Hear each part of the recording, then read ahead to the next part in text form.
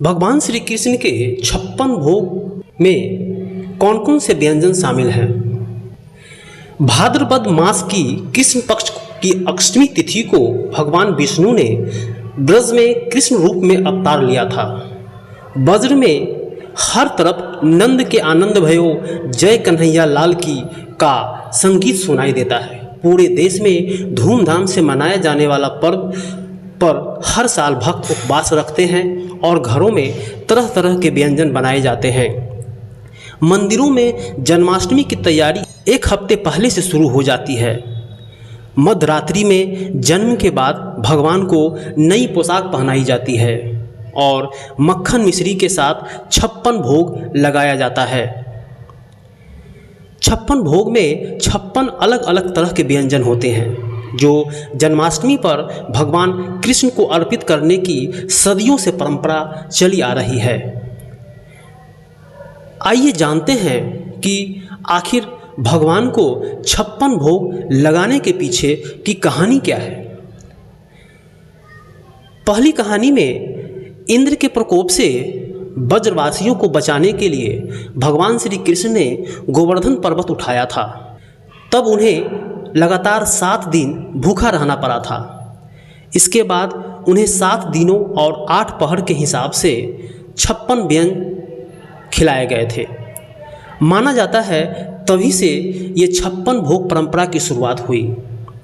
दूसरी कहानी में गौलोक में श्री कृष्ण और राधा एक दिव्य कमल पर विराजते हैं। उस कमल की 3 परतों में 56 पंखुड़ियाँ होती है।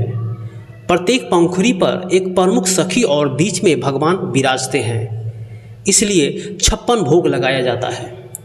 और तीसरी कहानी में यह बताया गया है कि कड़वा, तीखा, कसैला, अम्ल, नमकीन और मीठा ये 6 रस या स्वाद होते हैं।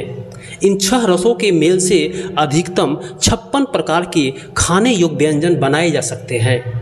इसलिए 56 भोग का मतलब है वह सभी प्रकार का खाना जो हम भगवान को अर्पित कर सकते हैं।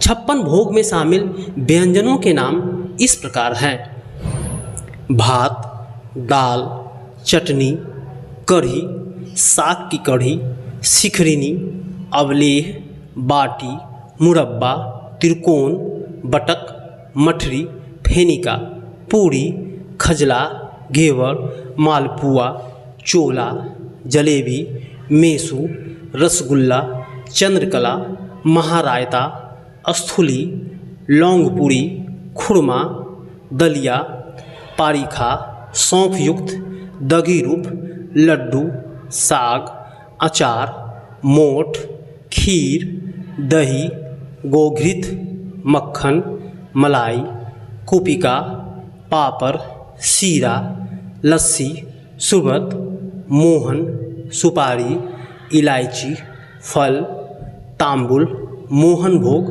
लवण, कसाय, मधुर, तिल, कटु और अम्ल।